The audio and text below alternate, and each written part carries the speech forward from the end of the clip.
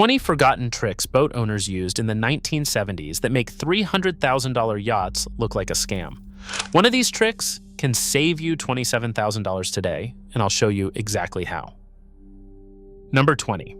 Under the sink on a 1974 hull, tied to the Seacock with a bit of light twine, there is a softwood plug the size of your thumb. Every through hull has one. The mallet lives in a bracket by the companionway steps, and everybody aboard knows where it is. The twine snaps with one pull, so the plug frees one-handed in the dark. That plug costs about $3. It buys you the 90 seconds between a hose letting go and the water reaching the cabin's sole. Walk a modern yacht at a boat show and count the plugs. On most of them, you count 0. The valves are plastic, the hoses sit behind a glued panel, and the tool that opens that panel is in the tender. This is the part that still gets me. The cheapest item on the whole boat is the one that decides whether she floats. Number 19, City Island, New York. Miniford Yacht Yard is building a 52-foot yawl called Dorade for Olin Stevens, and his younger brother Rod builds a box on the foredeck with a baffle inside it. Air goes down, water hits the baffle, drops into the chamber, and drains out the sides. No power, no fan, no switch, nothing to wire, nothing to fuse. 96 years later, that box is still the best ventilation ever fitted to a small boat, and the man who drew it was solving a problem for one race. Modern boats seal everything. Flush hatches, hidden lockers, and a 12-volt fan that only runs when the batteries are up.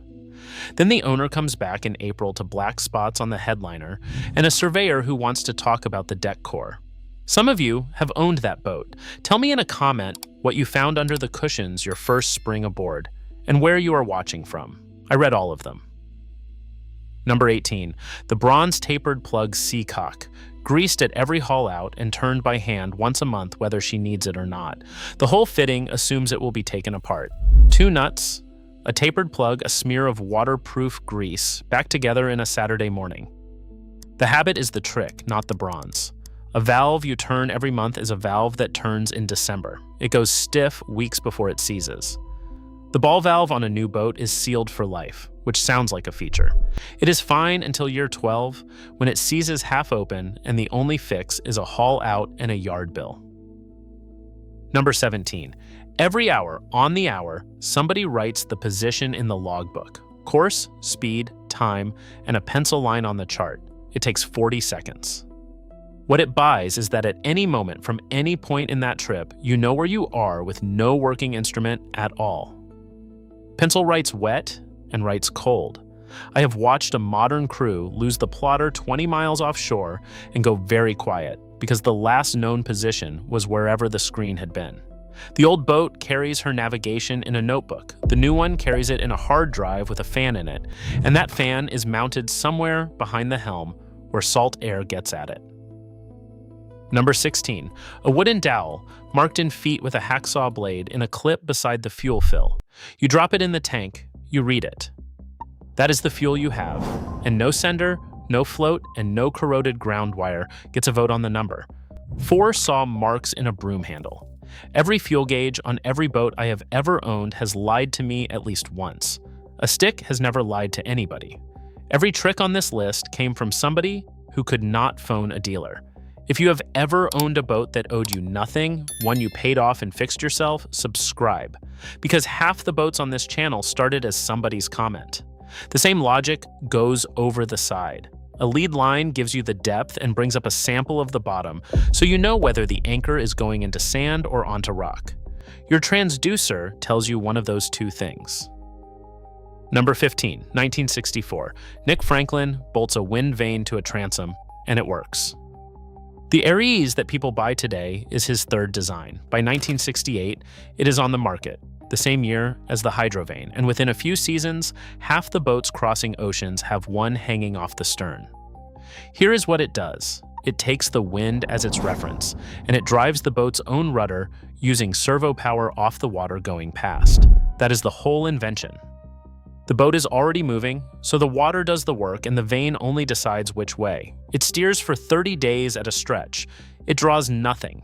No amps, no alternator, no bank to protect, and nothing to fail except a shear tube you carry spares of. Franklin built those gears himself for 30 years, one at a time in England.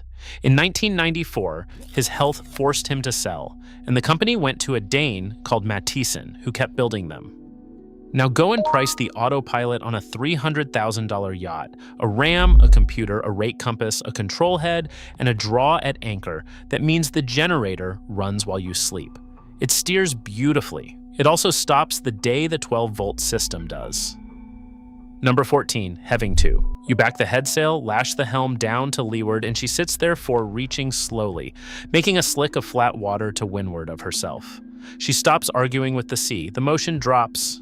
You cook, sleep, fix something, or wait for the front to go through. The slick is the part people forget. Flattened water to windward takes the top off the seas before they reach you. It costs nothing. It takes 90 seconds, and it is the single most useful thing a sailor can know.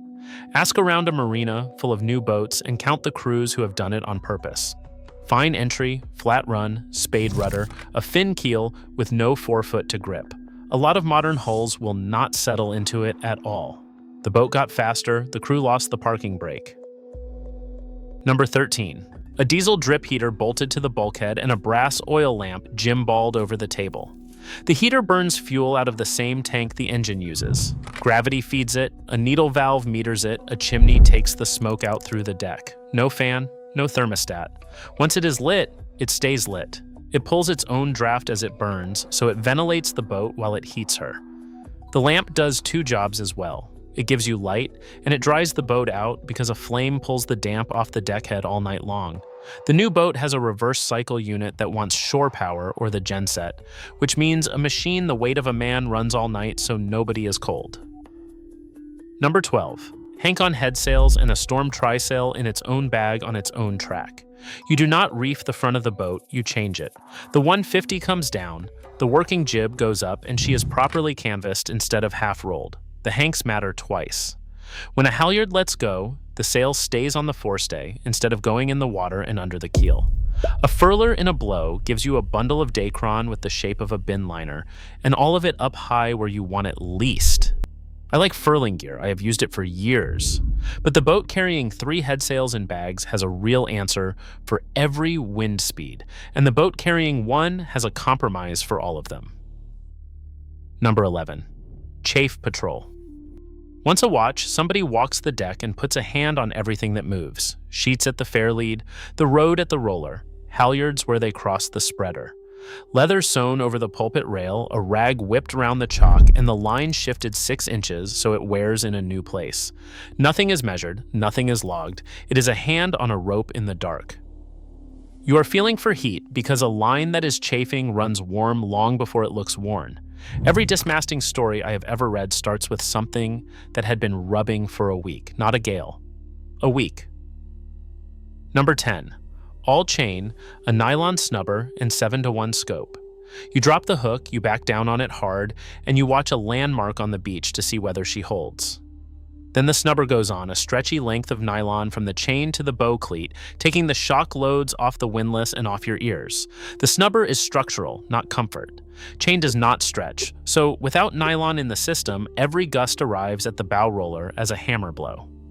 7 feet of rode for every foot of depth, not 3, which is what most people put out now, because the counter reads out on the display and the anchorage is crowded. The gear on a new boat beats anything the 70s had. The habits are worse. That is why the boats drag. Number 9.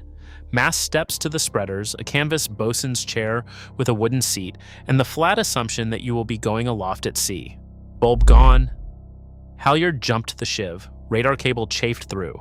900 miles from a rigger, going up is not an emergency. It is Tuesday.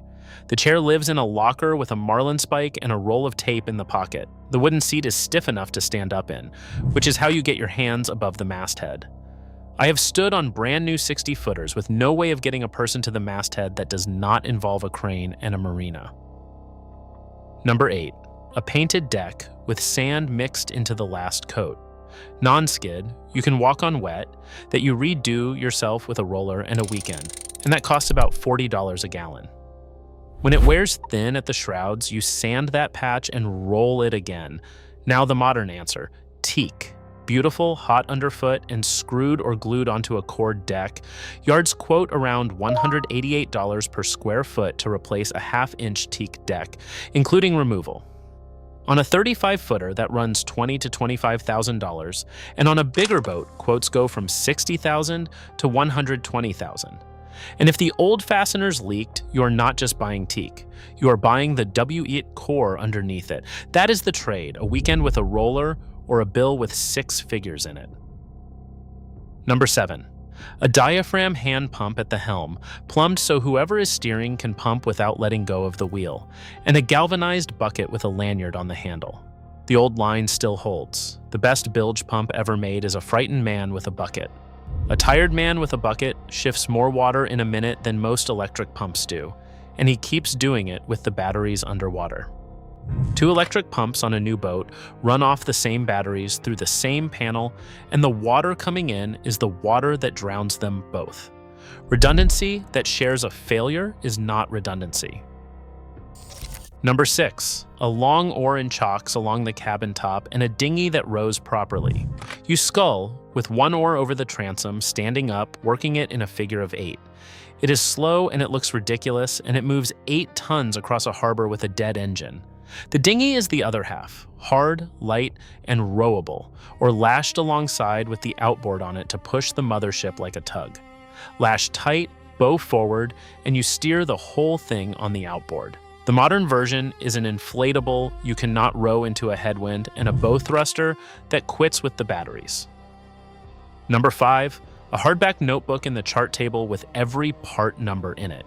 Impeller, fuel filter, oil filter, belt, zinc, packing size bulb, date fitted, hours on the clock, and where it came from.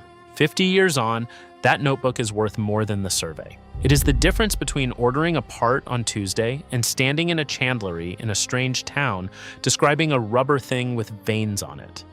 A stack of dated entries is the only proof a buyer will ever get that the last owner really did the work he says he did. New boats come with a folder of PDF files, a warranty portal, and a dealer network. All 3 outlive the boat by about 8 years. Number 4. Number 4 is not a habit, it is a decision, and the decision was to overbuild on purpose. Take the Westsail 32. 12 layers, hand-laid, alternating woven roving with chopped strand mat in polyester resin, solid glass, no core, half an inch at the thinnest and close to a full inch elsewhere. Nobody could tell you exactly how strong that was. They did not have the software, so they guessed, and then they added more. That extra weight is why she has no soft spots today. Nothing in there to go wet, nothing to delaminate. Cape Dory did the same. Solid glass hulls and owner surveys decades later that turn up no hull trouble at all. A modern hull is engineered to the edge because the edge is now calculable, and every kilo saved is a knot gained. It is better engineering. It is also a hull with a design life, and the 50-year-old one does not have one. Number 3. Ballast encapsulated inside the hull, a full keel running her whole length, and the propeller and rudder tucked in behind it where nothing reaches them. You can pick up a pot line and drive over it. You can touch bottom and back her off. You can dry her out against a harbor wall, and she stands there on her own keel while you paint. The full keel does something else nobody sells now. She tracks. Lash the tiller on a reach and she holds her course for hours. No keel bolts weeping rust down the bilge. No spade rudder hanging in clear water on a single stalk, which is the most common way a modern yacht loses steering. She will not point like a new boat, and she will not surf. I know that. I have sailed both. But there is a reason the boats that go around the world twice mostly have their rudder behind something. Speed is a thing you enjoy on a good day. Protection is a thing you need once on the worst day you will ever have. Number 2. Engine access on 3 sides, standing room beside her, and every service point reachable with a socket set and 2 hands. The whole engine room is laid out around one assumption. The owner is the mechanic. Filters where you get a wrench square on them. A raw water pump you can face. A stuffing box you reach without lying in bilge water. Nothing buried behind a molded liner that has to be cut out. And that layout changes behavior. A 20-minute job gets done on schedule. A 4-hour job with a torch in your teeth gets put off until it becomes a failure at sea. On a new boat, the engine sits under the aft cabin bed in a box with 8 inches of clearance on the side you need, and the yard bills 4 hours of labor to reach a job that takes 20 minutes. You are not paying a mechanic for skill. You are paying him for contortion. Number 1.